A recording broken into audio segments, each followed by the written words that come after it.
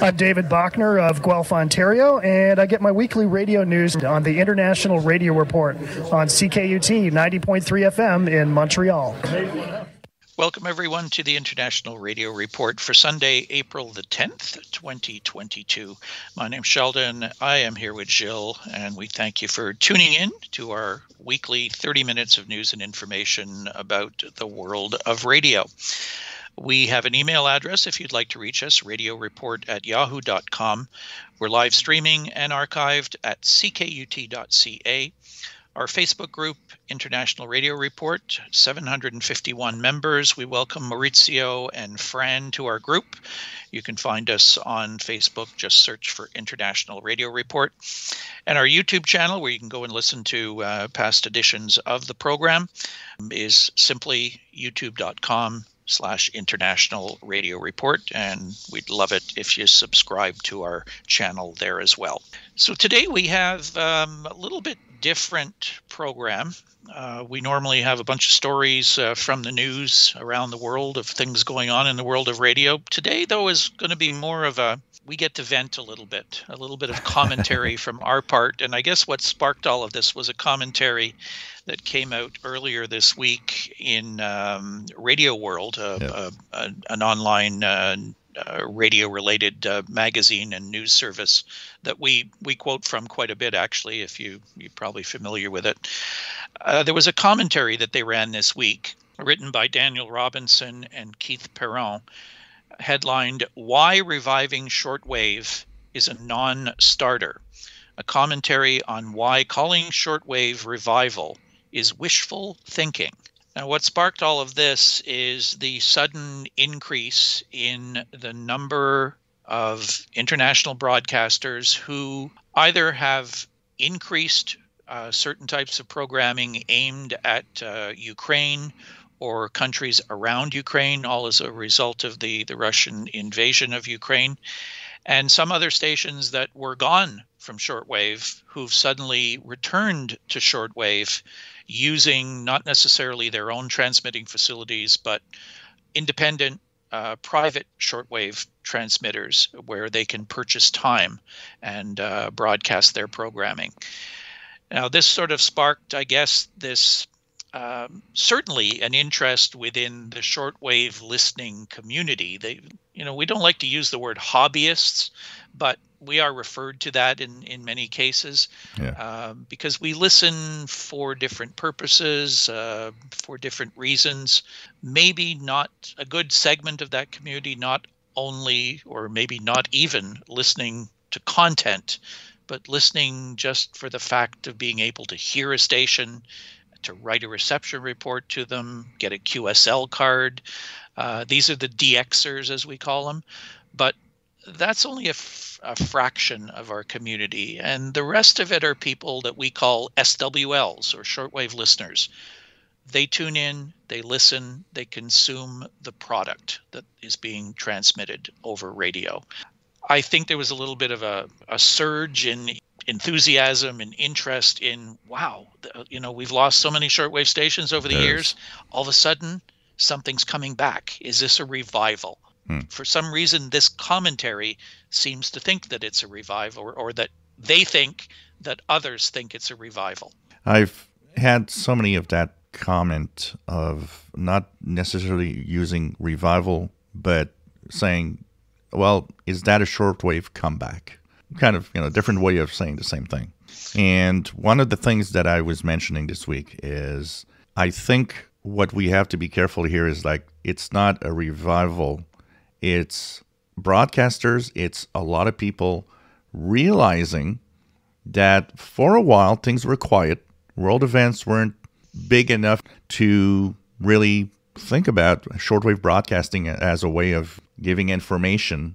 And suddenly a big event, Russia invades Ukraine, we suddenly hear all of these things about how Russian media and the Russian government is actually blocking Western news over the internet. Or, things like that will be happening also in Ukraine. If they advance, when they take more control, they'll have more control over what is the internet, because a lot of people think the internet is the way today to give news. Yes, it is, until somebody gets in and decides that, you know what, we can play with those on-off switches, the ones that will decide what you will be hearing and what we decide that you can hear. And stations like the BBC, for example, that added hours of broadcasting, suddenly realized, oh, I think it would be important to add something more. I think they are suddenly realizing that maybe we've been wrong in thinking that we should shift our focus on other types of media too much. Not that it's a bad thing, but it's the fact that they did take some of the resources, put them into online stuff, and it's fine until an event like that happens, and suddenly nobody can hear what you're saying anymore over that internet media. You need to have something else, and shortwave is great for that. Yeah, nobody seems to be talking about there was a word that was used a lot as stations were migrating from conventional radio broadcasting to online streaming, internet access to broadcasts, podcasts, what have you. And the word was gatekeepers. And I haven't seen anybody really bringing that word up recently. Gatekeepers meaning that there are people that can turn on and turn off those other types of services. If you're fortunate enough to live in a place where you have some sort of internet service, maybe unlimited internet service, you have all these fancy devices of smartphones and access to all these different technologies, but there are many people who don't. And as much as those people who use all those devices think that everybody does, they're wrong. There are reportedly millions of people on the planet today who have yet to make their very first telephone call. These people wonder where if they have electricity, where it might be coming from. Will it be there every day? Do they have TV service? Do they have regular radio service? Do they have newspapers? Do they have running water? All these luxuries that we so take for granted, that we have our internet and we can access all this stuff. Satellite communications. Yeah, great. Until somebody turns it off. The radio has been proven for over 100 years now that if the signal goes out, somebody's going to be able to hear it with a very inexpensive piece of equipment. There are reasons why that radio signal needs to be there, and there are people out there that know it's important to do so. We were talking about, on one side, no access to internet. A lot of people, I've read an article a couple of months back about the only computer in a small village in one of the African countries. It's like, yeah, there's one computer with internet access that amazes everybody, but the village, needs to go there to have that access.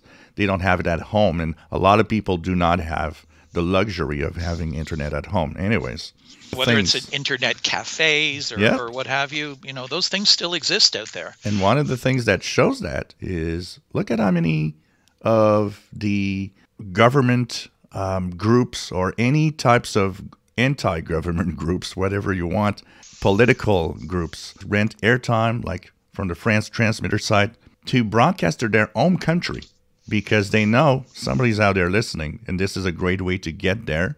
And you add Ukraine that now, well, maybe we need to have the same kind of broadcast because somebody is listening. And there are people listening. One of the biggest problems that I have with that article, which is very negative, is who cares? What does it matter that somebody puts up a shortwave transmitter? It's just a good thing. And let it be.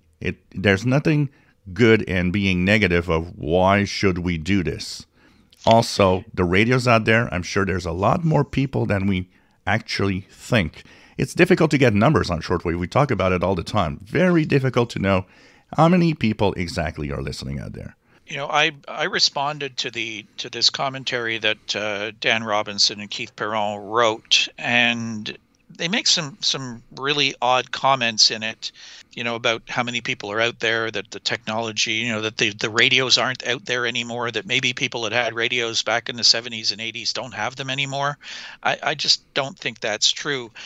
You do a search on Facebook for the word shortwave, for example, it yields literally dozens of active groups of users of shortwave radios. And they're not just in, far off places. They're all over the world. Many of these groups have memberships reaching 5 figures.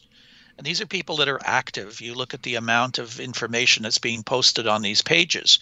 But what they're talking about on those pages is using radios. They're listening and tuning to see what they can find. I really find it interesting, too, in the commentary that Dan Robinson, who did work for the Voice of America, and Keith Perron, who worked for a couple other independent or other shortwave broadcasters, neither of them do work in the field any longer.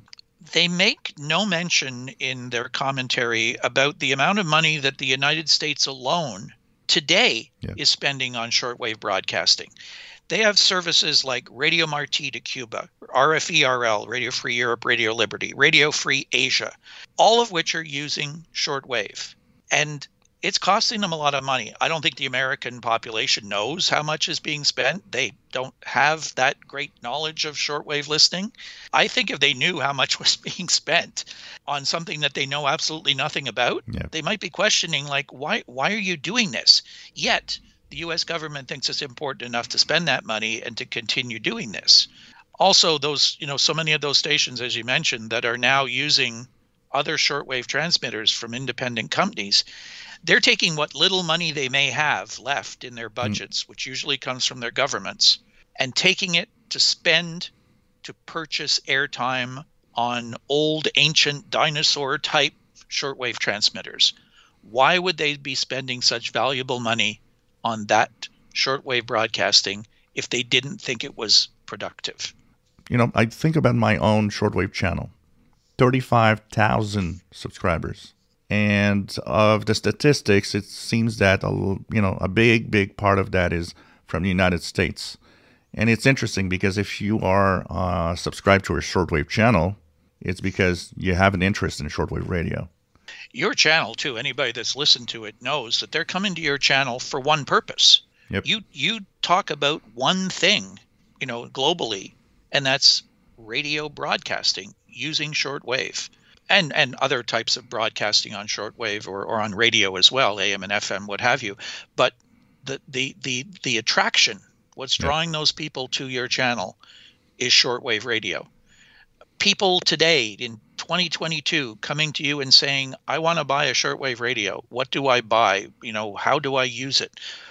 Why are they suddenly interested if it's not worth anything? Why is Texan manufacturing how many dozen models of radios and selling them all over the world? I'll read one comment here. A guy named Ken Zichi responded to the Robinson and Perron commentary, and he says, I actually find your opinion far more cogent, and you actually cite facts to support it. He goes on to say, I've gone 10 rounds with Mr. Perron, and despite claiming he had data, he refused to or claimed he couldn't share any of that data that proved that there were fewer than 300 or 400 shortwave listeners in North America.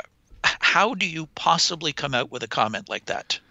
I have better statistics, even though they're not precise in how many different people we can kind of extrapolate from the numbers. I did have 250,000 views last month. 42.9% of the views are from the United States, according to the stats on YouTube. 77,000 unique people. So that means, of course, there are people coming back, watching again and again. But 77,000 unique person also watched.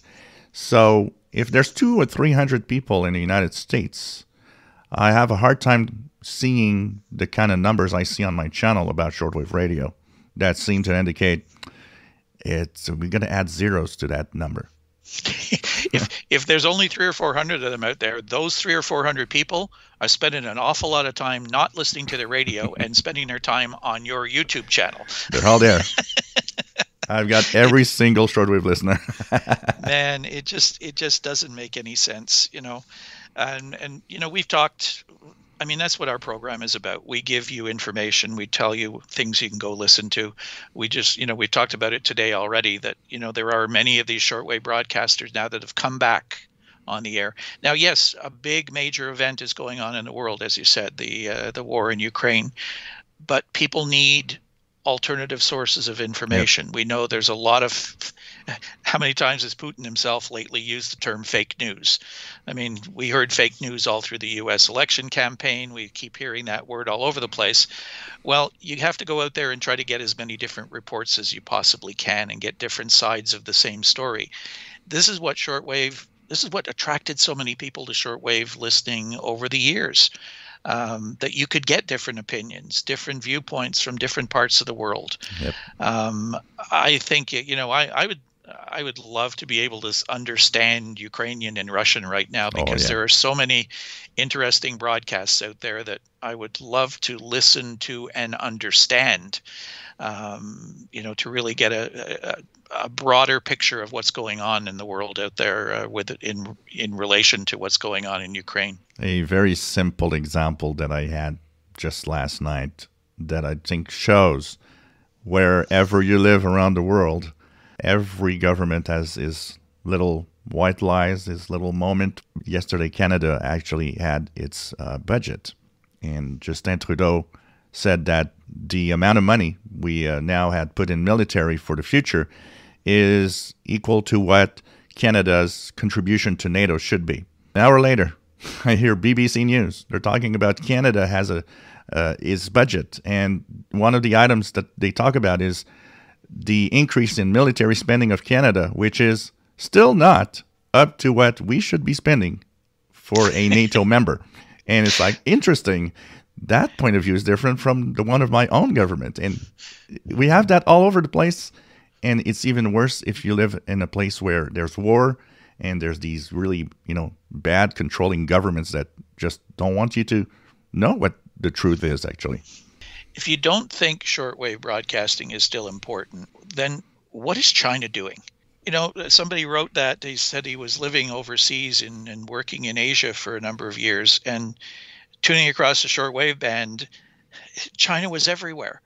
When Radio Australia gave up their frequencies and shut down their shortwave service, China was on those frequencies like a cat on a mouse. They just pounced them and grabbed them up so quickly, because this was a way to reach millions of people.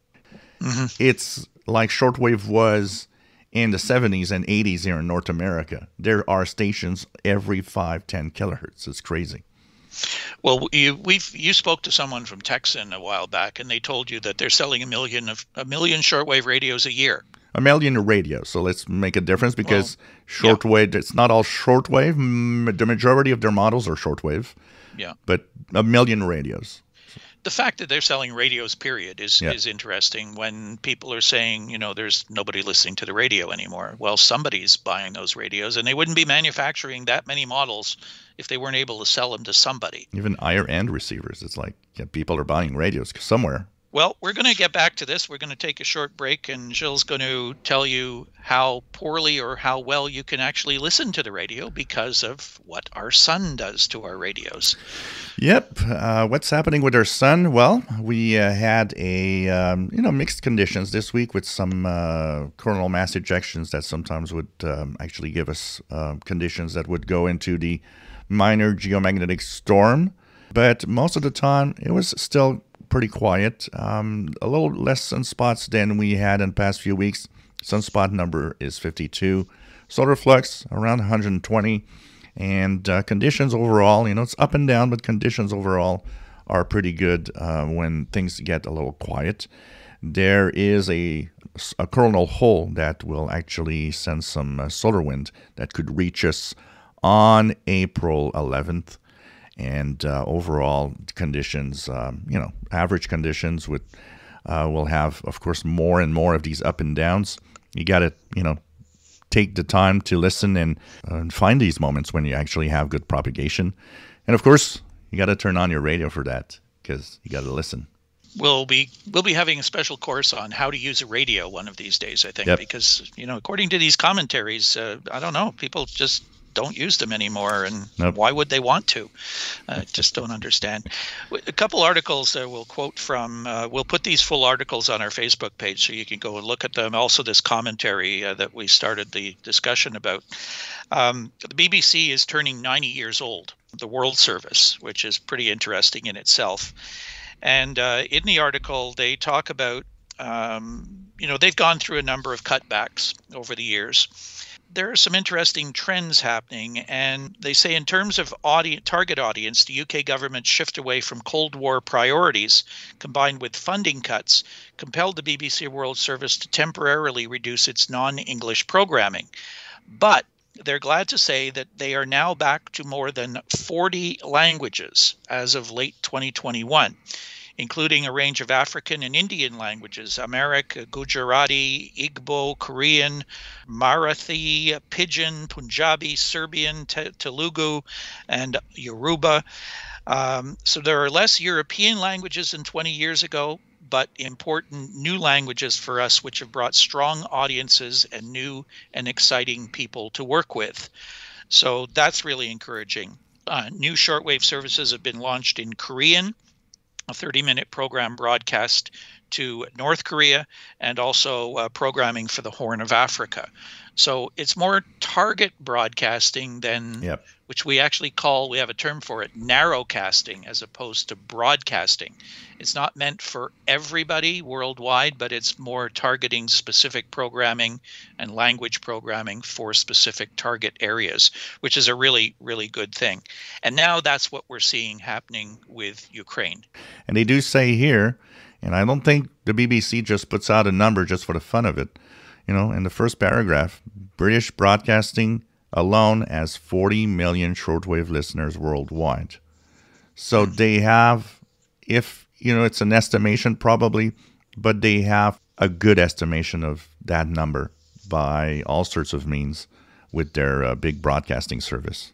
Yeah, they're in a fortunate position that they're able to do some stuff that other countries can't do, as far as gathering listener information and monitoring stations in different locations and what have you.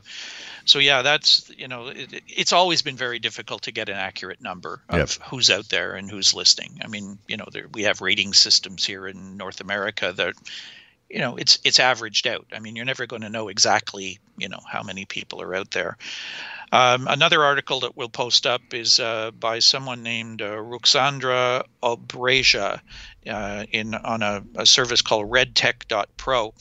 The headline basically says it all. Shortwave radio proves simple, powerful, and necessary. In the article, they go on to say about the in 22, after the banning of its popular Russian language websites and the persecution of journalists in Russia, the BBC quickly increased transmissions of the BBC World Service via shortwave, 4 hours per day, to ensure that people in affected parts of Russia and Ukraine can access the news service. So it tells you right there, that the technology is there to use. They quote Jeff White as well. He's been approached by different countries to use their Radio Miami international transmitter site to put programming back on the air in targeted areas as well. I wanted to mention one thing. We talked about it. We've put out these documents called Focus on Ukraine that are giving people, things to tune to, whether it's using your shortwave radio, using online SDR radios to tune to services in affected areas. I saw this article in today's Montreal Gazette, headlined "Russians Discussing Killing Civilians." And it comes from Berlin, the story. Germany's Foreign Intelligence Service says it has intercepted radio communications in which Russian soldiers discussing carrying out indiscriminate killings in Ukraine. They go on to say the reported cruelties have affected the members of the respective committees, where it was reported very strongly. Another person said that the agency, this is the Foreign Intelligence Gathering Service in Germany, had high confidence in the findings, though it was not specified about how it obtained the radio communications. It has to do with turn on your radio and listen. Doesn't it? I read this and I just, that your comment was ringing in my ears that we put out there every week. It said reliance by Russian troops on unsecured communications devices, including smartphones and push-to-talk radios, has left their units vulnerable to targeting, Western defense and intelligence officials say. I think we have an advantage, us old dinosaur shortwave listeners out there, in that we know this stuff is out there. We know how to get to it. Unfortunately, the language barrier really bothers me. It would be so great if we understood these transmissions that we can pick up in some cases. But there are people who can, using your radio or using online radios if you have access to those things, do understand the power of radio and the importance of it, especially when events like this are going on. Yep, and we've got to be positive about it and not try to find reasons why we shouldn't have all of this happening and have transmitters on the air.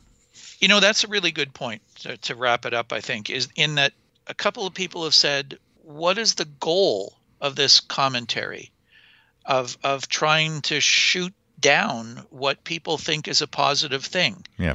I don't quite know what the agenda is, what the purpose of this is. I can only think, like I said, when I started my commentary in response to it, these are two people who used to work in the industry, work in the field of international broadcasting. Neither of them do any longer. I don't know if that has any impact on it. I'm not sure. The term sour grapes comes to my head, but I don't know. Just an opinion. Yeah. But anyways, check it out. See what you think. And we'd love to hear your comments on our Facebook page or email us radioreport@yahoo.com. And, since we talk a lot, we have to go quickly through the upcoming ham radio contests. Yeah, we'll run through this quickly. Again, we will put them up on the page, but we do like to get these out, so you can still have some fun with radio as well if you're a ham operator, shortwave listener. So quickly, coming up next weekend, the Holy Land DX contest, April 15th through 16th, 2100 15th to 2100 the 16th, organized by the Israel Amateur Radio Club. It's SSB, CW, and digital, and it's on all the major HF bands. Worked all provinces of China DX contest, April 16th, 06 Zulu to April 17th, 0559 Zulu, organized by the Mulan DX Club. It's SSB, and the band is 80, 40, 20, 15, and 10. I guess you'd need to own a radio, though, to participate in these things. I guess you have to. So only 300 or 400 people in the U.S. could do this. Yes. According to those statistics. More commentary. Organized by the Amateur Radio Union of Serbia, the YUDX contest, 0700 April 16th to 0659 Zulu April 17th, SSB and CW, 80 through 10 meters. We have the CQMMDX contest, 09 Zulu April 16th to 2359 Zulu April 17th, organized by the Luis de Fora CW group. Mode is CW, and it's 80, 40, 20, 15, and 10. Michigan QSO Party, 1600 Zulu April 16th to 0400 Zulu April 17th, organized by the Mad River Radio Club, CW and SSB modes, 80 through 10 meters. We have the Ontario QSO Party, 18 Zulu April 16th to 18 Zulu April 17th, organized by the Contest Club of Ontario, modes SSB, CW, and FM, and the bands 160 through 2 meters, except the work bands. And finally, for you low-powered ham operators, the Run for the Bacon QRP contest, 2300 Zulu April 17th to 0100 April 18th. It's organized by, get this, folks, the Flying Pigs QRP Clubs International. The mode is CW, QRP low power only, 160 through 10 meter HF bands. So you'll need a radio for all of that. So please do try to find one somewhere. And we are now out of time. Aren't we a little sarcastic? Hey, we have the right to, we know what's going on out there, so we thought we'd share it with you. We do thank you for tuning in to us, maybe even on a radio, and we hope you will continue to do so and do so next week. when we'll be back with our next edition of the International Radio Report on CKUT, which is a radio station in Montreal, 90.3 FM. Thanks for tuning in. Have a great week, everybody. Bye-bye.